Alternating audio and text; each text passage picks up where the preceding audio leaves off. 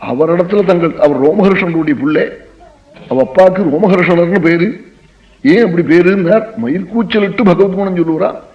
பகவத்குணம் சொல்ற போது கண் கலங்குமாம், மயிர் சிலுக்குமாம், ஹிருதயம் உருகுமாம், பகவான உள்ள பார்த்து பார்த்து சொல்லுவாளாம். அந்த பரம்பரையவர். அதனால அவளை கொண்டு கேட்கணும் பகவத்குணம்ங்கிறதுக்காக கேட்டாளாம் எல்லாரும். இந்த கோரமான கலி வந்திருக்கானே, வியாசருடைய பிரிய சிஷ்யாளாச்சே நீங்கள். ப்ரூயுஹு ஸ்னிக்தஸ்ய சிஷ்யஸ்ய உஹவோ குஹ்யமப்யுதா தத்ர தத்ராஞ்சசாயுஷ்மன் மே பவதா யத்விநிஷ்சிதம் பும்சாமேகாந்ததஸ்ரேயः தன்னஹ சம்சிதுமர்ஹசி. குருக்கள் பிரிய சிஷ்யனுக்கு பரமரகசியார்த்தங்கள் எல்லாம் சொல்லிக் கொடுப்பாள். நீங்க வியாசருக்கு பிரிய சிஷ்யாள், சர்வசாஸ்திரங்கள்ல இருந்தும் தீர்மானம் பண்ணி வச்சிருப்பாள் பெரியவாள். உங்களுக்கு ரகசியத்தை சொல்லியிருப்பாள். எந்தெந்த இடத்துல இருந்து எந்தெந்த சாரத்தை உங்களுக்கு சொல்லியிருக்காளோ அதை சொல்லணும்.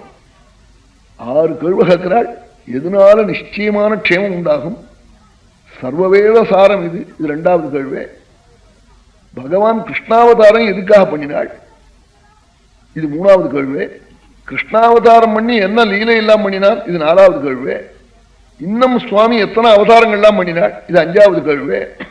பகவான் கிருஷ்ணாவதாரம் பண்ணின பிரபு துவாபராந்தத்துல வைகுண்டம் பரவிட்டு போட்டானே, அவன் கால பூமியை விட்டு தூக்கின உடனே கலி வந்துட்டான். அன்னைக்கே முதல் தேதி கலி வந்துட்டானே. இன்னமே சாதுக்களை 6 ரட்சிப்பாள், பகவானும் பரவிட்டு போட்டானே கை விட்டுட்டு யார் ரட்சிப்பாள்? இப்படி 6 கேள்வி கேட்டாள். தர்மக்கம் சரணங்கதா, யார் இன்னுமே தர்மத்தை ரட்சிப்பாள், ஜெகத்தை ரட்சிப்பாள், பக்தாளை ரட்சிப்பாள் என்று இப்படி கேட்டாள்.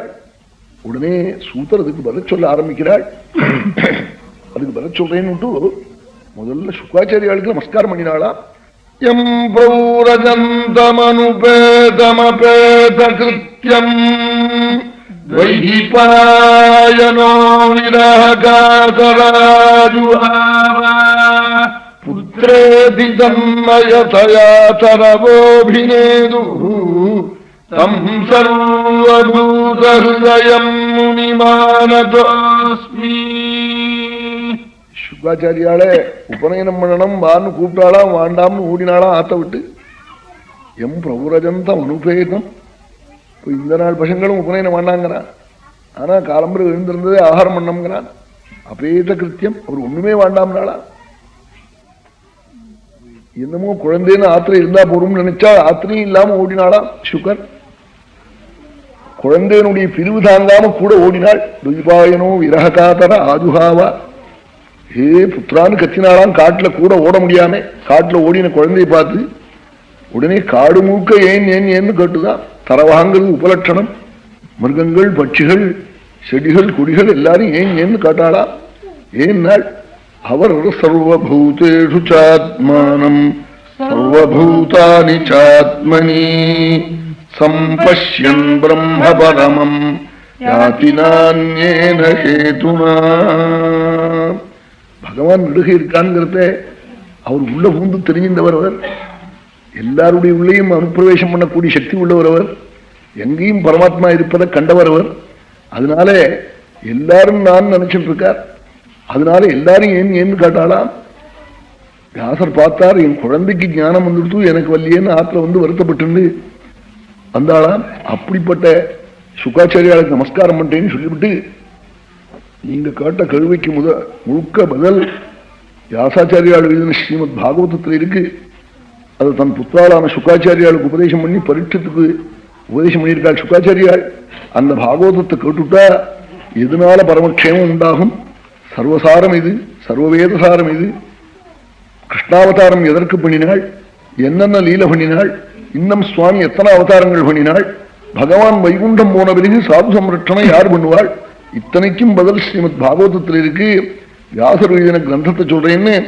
ஜன்மாத்யஸ்ய யதோன்வயாத் இதரதச்ச அர்த்தேஷ்வபிஜ்ஞஸ்வராட் ஏனே பிரம்மஹ்ருதாயாதி கவயே முஹ்யந்தி யத்சூரயः தேஜோ வாரிமிருதாம் யதா விநிமயः யத்ர த்ரிசர்கோ மிருஷா தாம்னாஸ்வேன சதா நிரஸ்ததுவகம் சத்யம் பரம் தீமஹி.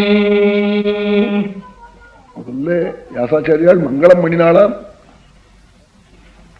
சத்தியம் பரம் தீமஹி, 3 காலத்திலையும் அழியாமல் இருக்கிற பரமேஸ்வரனை தியானம் பண்றேன், தியானம் பண்றோம்னு அப்படி ஆரம்பிச்சாள். சிஷ்யாளோட கூட பகவானை தியானம் பண்றோம்னு அப்படி சொன்னாள். இது ஸ்வரூப லட்சணம்னு சொல்றது. சத்தியம் பரம் தீமஹிங்கிற போது இது ஸ்வரூபமே சத்தியஸ்வரூபம், மாயாதீதமான வஸ்து. அதை போய் ஸ்வரூப லட்சணம் முதல்ல சொன்னாள். அப்புறம் தடஸ்த லட்சணத்தாலே பரமாத்மா உண்டுன்னு காண்பிக்கிறாள். ஒரு நதியை கொண்டு போய் காண்பிக்கிறதா இருந்தா சிலவன் இங்கிருந்தா கையை காட்டி விடுவான். அதோ மரங்கள்லாம் அரச மரம் அத்தி மரங்கள்லாம் முளைச்சிருக்கே கரை, அதான் நதின்னு விடுவான். அது தடஸ்த லட்சணம். நேர கொண்டு போய் பிரவாகத்தையே காண்பிக்கிறதுக்கே ஸ்வரூபம் அது. அது மாதிரி சத்தியம் பரம் ஸ்வரூப லட்சணத்தை சொல்லி தடஸ்த லட்சணத்தாலே பிரம்மம் உண்டுன்னு உலகத்துக்கு தெரியணுமே. வேதங்கள்தான் சாஸ்திரம் சொல்லியிருக்குன்னு சொல்லவே வேண்டாம். உலகத்தை பார்த்தாலே பிரம்மம் உண்டுன்னு தெரியும். என்மாதி அஸ்ய யதா, இந்த பரிதிருஷ்யமான பிரபஞ்சம் இருக்கே, இந்த பெரிய சந்திரனும் சூரியனும் பெரிய சமுத்திரமும் மலையும் காடும் பூமியும் நட்சத்திர கணங்களும் இத்தனை பெரிய ஒரு உலகத்தை உண்டு பண்ணினவன் ஒருத்தன் இருக்க வேண்டாமா? அவன் தாண்டா சத்தியமான பரமாத்மான்னு சொல்றாள். வேற இதுக்கு சாஸ்திரங்கள் சொல்ல வேண்டாம். ஒரு வீடு கட்டியிருந்தா 6 கட்டியிருக்காள்னா இன்னார் கட்டியிருக்காள்னு சொல்றாள். அது மாதிரி இந்த பெரிய சமுத்திரம், இந்த பெரிய மலை ஹிமாச்சலம், 7 குலாச்சலங்கள், சந்திர சூரியாள், நட்சத்திர கணங்கள், இந்த பெரிய பூமி, பெரிய காடு, இதெல்லாத்தையும் முதல்ல விர போட்டு உண்டு பண்ணினவன் ஆறு? அவன் தான் பரமாத்மான்னு சொல்றாள். என்மாதி அஸ்ய யதா அன்வயாத்து இதரதச்ச அர்த்தேஷு. இந்த பிருத்திவி முதலிய பஞ்ச மகாபூதங்கள் இருக்கே, இதுல அன்வய விதிரேகாபியம் பகவான் இருக்கான்ங்கிறது நன்னா தெரியுது. இதெல்லாம் என்னவா வந்தது? இந்த பிரபஞ்சம், இந்த ஆகாஷாதிகள்லாம், இந்த பிருத்திவி முதலிய பஞ்ச மகாபூதங்கள் எல்லாம் அந்த பரமாத்மாவினிடத்திலிருந்து வந்திருக்கு. யதோவா இமானி பூதானி ஜாயந்தே யேன ஜாதானி ஜீவந்தி. இதான் அன்வயம். எல்லாம் பரமாத்மாவினிடத்திலிருந்து தான் இந்த பிருத்திவி முதலியவைகள்லாம் உண்டாயிருக்காம். இந்த பகவான் இல்லைன்னா இந்த உலகம் ஏதுன்னு ஸ்ருதி.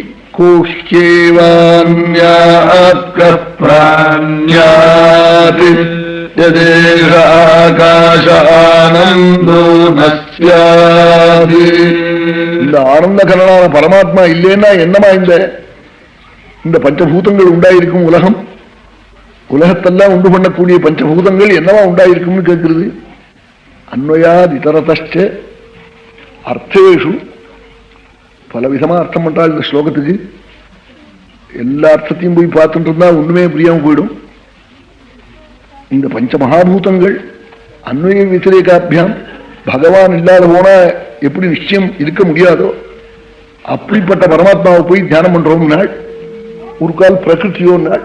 ஏன்னா பிரகிருதி கர்த்தின்னு சாங்கியம் என்ன சொல்றான்? பிரகிருதி தான் ஜெகத்காரணம்ங்கிறான். ஒரு கால் ஜடமான பிரகிருத்தியோ நாள். ஜடம் இல்லையது அபிஜா சேதனன்னு சொன்னாள். அப்படிப்பட்ட சுரூபமாக்கம் சொன்னாள். சேதனம்னா ஜீவாத்மாவோ நாள். ஜீவாத்மாவும் சேதனம் தானே நாள். ஸ்வராட் அவன் சுப்பிரகாச வஸ்துனாள். ஜீவனுக்கு சுப்பிரகாசம் இல்லை, இந்திரிய துவாராவா தான் பிரகாசம். ஞானங்கள்லாம் கண்ணால இதோ மைக்கு இருக்குன்னு பார்க்கிறான், கண்ணால இந்த கம்பளம் இருக்குன்னு பார்க்கிறான். இந்திரியம் தேவையா இருக்கு ஜீவனுக்கு. இந்திரிய துவாரா அவனுக்கு ஞானம் இல்லை. அவன் ஸ்வராட் ஸ்வேனைவ ராஜதை ஸ்வராட் சுதசுத்தமான ஞானேஸ்வரியாதிகளோட கூடினவன் அவன் சொன்னாள். அப்படி இருந்தால் ஒரு கால் பிரம்மதேவனோ சதுர்முக பிரம்மாவுக்கு ஞானம் உண்டோ அவரோ நாள். இல்லை, சதுர்முக பிரம்மாவுக்கும் வேதத்தை உபதேசம் பண்ணினவன் நாள். தேனே பிரம்ம ஹிருதயாதிகவயே.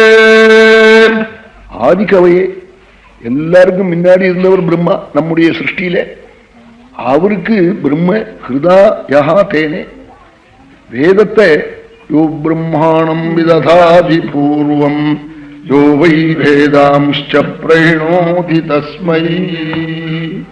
அப்படி பிரம்மதேவனுக்கும் வேதத்தை உபதேசம் பண்ணினவன் நாள். பிரம்மா அப்படி ஒன்னும் குருகுலத்துல போய் வசிச்சு வேதாத்தியனம் பண்ணதா தெரியலையே நாள். அதான் ஹிருதான்னு சொன்னாள். ஏன் இல்லை, அவருக்கு தானா தெரிஞ்சிருக்கப்படாதோ வேதம் நாள். முக்கியந்தி எத் சூரையகான் நாள். எந்த வேதார்த்த விஷயத்துல விசாரத்துல ஞானிகள் கூட மோகத்தை அடைகிறாளோ அந்த வேதார்த்தத்தை குரு உபதேசம் இல்லாம தெரிஞ்சுட்டு இருக்க முடியாது நாள். என்ன மோகத்துக்கு என்ன காரணம் நாள்? அந்த வேதம் உபதேசம் பண்ற வஸ்து இருக்க அந்த சுரூபம் சுலபமா புரியுறது இல்லையா? அது மாறி மாறி இருக்கா. என்னமா இருக்குன்னாள்? தேஜோ வாரி மிருதாம் யதா விநிமயா யத்ர த்ரிசர்கோ மிருஷா. வேதாரண்யம் போனவாளுக்கு தெரியும். வண்டியில காலம்பரை 8 மணிக்கு கோடிக்கரைக்கு புறப்படுவான். நல்ல வெயில்ல சித்திர மாசம் அமாவாசைக்கு போறேன்னு குழந்தை குட்டிகளோட வண்டியில போற போது மணல்ல மாடு தவிக்கும். 10 மணி 11 மணி 12 மணி பாதி வழி போற போது எல்லாம் தாகம்னு பறக்கும். ஜலம் கொண்டு வரேன்னு குடத்தை எடுத்துன்னு போவான். வயசானவன் தோப்பன் இருக்க போக போக போக ஜலம் இருக்கா போல தோணும். ஜலம் இல்லை. அந்த வெயில் பட்டு பட்டு பூமியிலிருந்து ஆவி கிளம்பி காத்தும் சேர்ந்து அலை மாதிரி இருக்கும். தேஜசி வாரி புத்தி. அப்படி ஜலம் இருக்கா போல தோணும். வந்தன போனா கிடைக்கும், கிடைக்குமோ மறுபடியும் திரும்பி அவனால வர முடியாது. அவனை இன்னொருத்தனும் போய் அழிச்சுன்னு வர முடியாது. அப்படி போய் ஆம்பிட்டு விடுவான் அசடா இருந்தா.